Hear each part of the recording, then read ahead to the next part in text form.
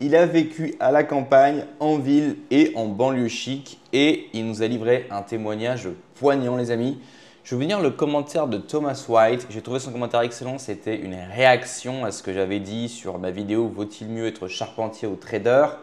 Et où voilà, j'essaie un petit peu de mitiger ce discours qui consiste à dire non, mais en fait, il suffit d'aller à la campagne et tout va bien. Je ne crache pas sur la campagne, mais ce discours-là, des fois, je trouve est un petit peu comme une espèce de joker. On dit aux gens, les gens qui ne sont jamais allés à la campagne, qui n'ont jamais vécu en campagne, en particulier s'ils sont jeunes, on leur dit, mais non, t'inquiète pas, c'est que la ville qui est problématique, il te suffit d'aller à la campagne, tu vas voir, tout va mieux, c'est moins cher, il fait beau, les filles sont plus simples, il n'y a pas toute la criminalité qu'il y a en ville, etc. Malheureusement, ce n'est pas si simple que ça. On va lire son commentaire ensemble, je vais vous l'afficher à l'écran pour que vous puissiez le lire avec moi et je vais réagir en direct. Alors, encore une fois, ça sent le vécu et tu as totalement raison. Ce n'est pas ce qu'on voit sur YouTube dans 99% des cas. Les gens ne connaissent rien, ils raisonnent en termes de clichés. Ça, c'est très vrai. Beaucoup de gens raisonnent en termes de clichés, c'est-à-dire qu'ils ont des images mentales, ils ont des paradigmes qui sont basés sur, on va dire, des ressentis ou des on-dit, des rumeurs et ils répètent ça ou bien parce que c'est ce qu'on leur a dit ou bien parce qu'ils cherchent à défendre une espèce de beefsteak. Par exemple, vous avez des gens… C'est très courant un peu dans les sphères un peu politiques, un peu patriotes, qui sont vraiment contre l'expatriation parce qu'ils vont vous dire, vous connaissez le discours, vous êtes un déserteur, vous êtes un lâche. Et certains vont vous dire, oui, mais moi, voilà, j'ai vécu en ville, j'étais en galère, j'ai été agressé, j'en peux plus. J'ai pris un billet d'avion, je suis allé visiter la Pologne, j'ai trouvé ça génial, j'ai envie de m'expatrier en Pologne. On va les traiter de lâches, on va les traiter de déserteurs, etc. Et on va leur dire quoi? On va leur dire, il te suffit d'aller à la campagne, tu n'as pas besoin de t'expatrier. Mais ces gens-là ne disent pas ça parce qu'eux-mêmes ont vécu à la campagne, ils disent ça parce qu'ils ont la haine que vous vous expatriez. Okay. Donc des fois, ça peut être ça aussi. Ça peut être des gens qui vont simplement… en fait, ils ont un agenda dans la tête et ils vont juste vous sortir le premier argument qui leur vient en tête sans vraiment aller plus loin dans la réflexion. Donc il a bien raison de dire, effectivement, la plupart des gens raisonnent en termes de clichés. Maintenant, il va nous parler de la campagne. La campagne, la plupart du temps, c'est sinistre. J'ai vécu à la fois dans un appart d'une grande ville, dans une maison à la campagne, mais aussi l'intermédiaire, la banlieue bobo. Très important ce qu'il va dire dans la phrase suivante, c'est-à-dire proche d'une grande ville intéressante, pas encore trop pourri niveau sécurité et diversité, avec beaucoup de zones vertes. Ce genre de zone intermédiaire est rare, mais agréable, sauf que c'est 1 million d'euros en moyenne pour la petite zone sympa.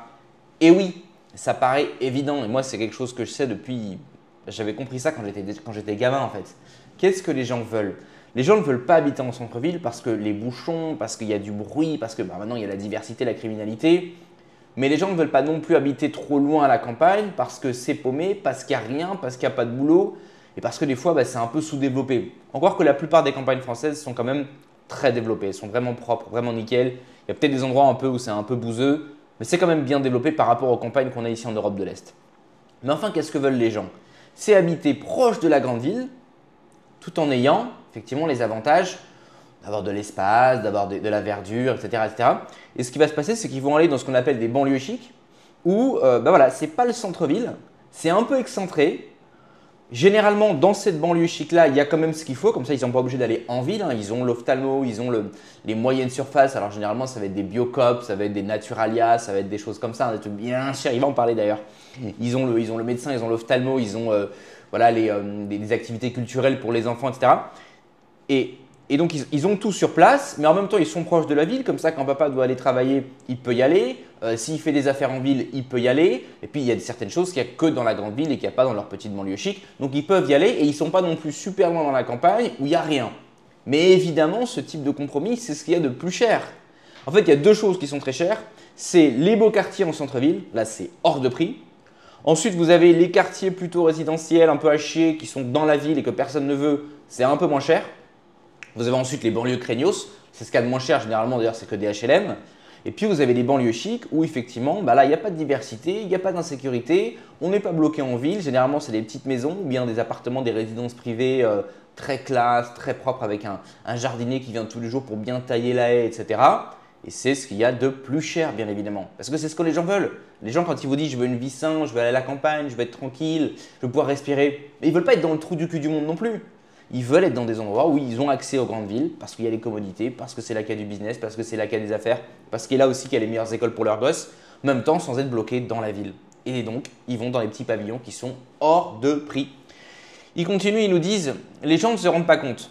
C'est peuplé de bobos qui ont hérité de leurs parents. Et oui, parce qu'en plus maintenant, là, en France, c'est tellement dur de gagner de bons salaires. Honnêtement, vous avez des ingénieurs en France qui gagnent 3 000 euros par mois. Enfin, j'ai des médecins qui gagnent 3 000 euros par mois. Je ne comprends pas pourquoi en 2025, en fait, les salaires des médecins et des ingénieurs n'ont pas augmenté par rapport à ce qu'ils pouvaient gagner en l'an 2000. C'est quand même incroyable. Des médecins, des ingénieurs qui gagnent 3 000 euros par mois pour un pays occidental développé, c'est choquant, les amis. C'est choquant. Et donc, ce n'est pas avec ça qu'ils vont acheter une maison à 1 million d'euros. Donc, effectivement, ce sont des gens qui héritent de leurs parents. Je suis tombé d'ailleurs sur un article il n'y a pas longtemps qui expliquait que maintenant, l'essentiel de la richesse des Français vient du patrimoine. Donc, il n'y a plus vraiment de création de richesse. Ce n'est pas du tout comme aux States ou comme dans d'autres pays où il y a du business, où il y a une certaine mobilité sociale. On peut monter les trucs, on peut vraiment s'enrichir. En France, il devient de plus en plus compliqué de s'enrichir parce qu'il y a une taxation confiscatoire. D'accord? Donc, l'argent vient effectivement… je devrais faire une vidéo là-dessus d'ailleurs où j'en parlerai plus en profondeur, mais l'argent vient majoritairement du patrimoine et donc de l'héritage. Alors, cet article que j'avais vu passer sur Twitter, quelle a été à votre avis la réaction des Français? Est-ce que les Français se sont dit « nous sommes trop taxés, nous ne pouvons plus nous enrichir par le travail ou par la création d'entreprise, ce n'est pas normal ?» Bien sûr que non, la réaction des Français a été de dire « eh bien, il faut taxer l'héritage !» Très bien, comme ça, le dernier moyen qui reste un petit peu pour que les Français restent friqués, des Occidentaux plus friqués que le tiers-monde, on va le taxer, comme ça on est sûr que tout le monde est pauvre et comme ça tout le monde sera content. Bref, continuons. Donc il dit voilà, c'est les bobos qui ont hérité de leurs parents et ils nous disent ils vont à vélo au magasin bio acheter leurs légumes et se donnent l'illusion d'une vie simple et modeste, mais avec une baraque dont le prix est compris entre 500 000 euros et 1,5 million, la grande illusion. C'est vraiment un excellent commentaire parce qu'il débunk en fait tous les mythes liés à la campagne. La vraie campagne où c'est vraiment pas cher, généralement c'est très loin. Et j'en ai déjà parlé, je ne vais pas répéter 1000 fois, mais le problème dans ces campagnes-là, c'est que grosso modo, il n'y a rien à faire, il n'y a pas de job et il n'y a pas de femme. Donc quand on est jeune, qu'on cherche un job et qu'on cherche à créer une famille, ce n'est pas l'idéal. Ça peut être très bien par contre si on a une activité passive ou demi-passive, que ce soit en business en ligne, que ce soit en business qui soit dans une ville qui a une demi-heure, 1 heure de la campagne, mais qui est relativement automatisée pour x ou y raison. Vous avez déjà votre femme, là évidemment vous allez à la campagne et vous pouvez profiter. Je veux dire, c'est idéal. Quelque part, c'est un peu la même chose que voyager. Vous voyez, voilà. Et donc la plupart des gens, quand ils parlent d'une vie simple, c'est ça qu'ils veulent en fait. C'est la petite banlieue chic où quand même on puisse bien gagner sa vie et où effectivement on puisse aller en vélo au Biocop du coin. Mais dans ces banlieues-là, les amis, le prix de l'immobilier est explosif et même le prix du Biocop en fait. Je ne sais pas si vous êtes déjà rentré dans ces magasins bio, je veux dire, le prix augmente vraiment vite. Si vous faites toutes vos courses dans ces magasins-là et que vous avez une famille de 4 ou 5 personnes, vous allez avoir une sacrée surprise à la sortie. Par contre, ce que j'aime bien dans ces magasins, c'est que ça sent bon en général. Alors, vous voyez, les rayons sont mis sur… on évite un maximum le plastique et les néons. Donc, c'est une ambiance très tamisée. Et les étalages sont mis sur des rayons en bois. Et puis, effectivement, il n'y a pas beaucoup de gens généralement dedans. Ah bah pourquoi il n'y a pas beaucoup de gens? Parce que le pot de Nutella bio, il est à 25 €. Et il y a 2-3 vendeurs, généralement des vendeuses. Ce n'est pas des grosses voilées en surpoids. C'est des petites bobos elles aussi, tu vois, je sais pas, c'est Sophie, tu vois, c'est Annabelle. Et puis Sophie, voilà, elle est super sympa, souriante parce qu'elle n'est pas stressée. C'est pas du bétail stressé, comme si vous avez vu ma vidéo sur le bétail stressé. C'est du bétail respecté. Donc effectivement, voilà, la charge de travail est faible, elle est bien payée. Elle rencontre des clients qui sont généralement des gens sympas, des mères de famille super sympas, elle tape un peu la discute, tu vois. Et puis si vous avez besoin de quoi que ce soit, ces gens-là sont à disposition. C'est pas le magasinier chez Carrefour qui est dans le rush, tu vois. Alors j'ai un pote d'ailleurs qui a voulu travailler, je crois, chez Leclerc et on lui avait dit chaque minute, si tu arrives d'1 minute en retard, je crois qu'on lui compte la demi-heure ou l'heure. Donc c'est-à-dire que si tu arrives à 9h01, on va te payer à partir de 9h30. Vous voyez, c'est pour décourager les gens d'arriver en retard parce qu'évidemment, dans ces industries, les gens arrivent toujours en retard, c'est pas le haut du panier. Enfin bref, que de réflexion que ce commentaire m'inspire. Mais enfin voilà, oui, en plus alors ils y vont en vélo. Tu comprends? Ça c'est hilarant parce que c'est des gens généralement, tu vas pas les voir conduire le gros 4x4 BM, tu vois. Ils y vont en vélo, tu vois. Alors si c'est les gosses, c'est encore pire. Parce que papa ou maman, il a le 4x4 BM, mais le gosse, tu vois, il se dit mais non, attends, moi j'ai pas envie de conduire ça, c'est pas bon pour la planète, hein. J'y vais avec mon vélo électrique. Ouais, mais pourquoi tu peux te permettre de faire ça? Parce que ton papa qui a le gros 4x4 BM, il t'a donné la maison à 1,5 million, d'accord? il t'a fait faire les meilleures études. Derrière, il t'a aidé dans ta carrière, que ce soit en t'orientant dans la bonne direction ou en te faisant profiter de son réseau. D'accord? Derrière, tu gagnes de très belles sommes parce qu'il y a une très belle carrière. Et puis, tu peux effectivement acheter ton vélo électrique. Alors, des fois, le vélo électrique coûte plus cher qu'une voiture. C'est encore autre chose. Mais ces gens-là, ils ont des vélos électriques qui coûtent des fois plus cher qu'une bagnole d'occasion. Tu vois? Le prolo qui va acheter sa bagnole 2000, 3000 balles, tu vois? Leur vélo, des fois, ça coûte plus cher que ça. Tu vois? Et puis là, ils vont au Biocop, etc. Alors, ils sont en télétravail, ils ont des horaires, ils ne sont pas stressés parce qu'ils sont dans des secteurs d'activité où ils sont respectés, ils ont des grands diplômes, etc. Et puis, voilà, 15h de l'après-midi, le mardi, il faut une petite pause. Puis, ils vont au Biocop. Puis, comme ça, ils ont l'impression de vivre une vie simple. Mais c'est des mecs qui gagnent 5000 balles par mois, qui vivent dans des banlieues chics et qui ont le vélo à 15 000 euros. Vous voyez la fameuse vie simple hein, qu'on vous vend à la soi-disant campagne. Donc, voilà, je ne sais pas quoi dire de plus. Les amis, faites attention aux bêtises qu'on vous raconte sur Internet sur la campagne. La campagne, c'est pas, j'allais dire Neuilly, mais bon, Neuilly, c'est encore trop cliché. Et moi, une fois, j'étais allé dans une banlieue comme ça, en région parisienne. Je sais plus c'était où. Putain. Je sais plus c'était où. C'était un gars qui avait fait prépa. Et derrière, il avait fait, pas Polytechnique, mais un grand truc. Et il était en stage chez HSBC. Il était en stage chez HSBC. Et puis après, il allait faire un stage en Suisse.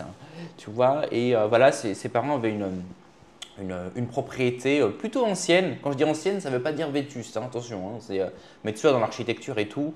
Et puis effectivement, ils habitaient cette banlieue chic où effectivement beaucoup de verdure, pas beaucoup de gens dans les rues, beaucoup de maisons, on n'est pas oppressés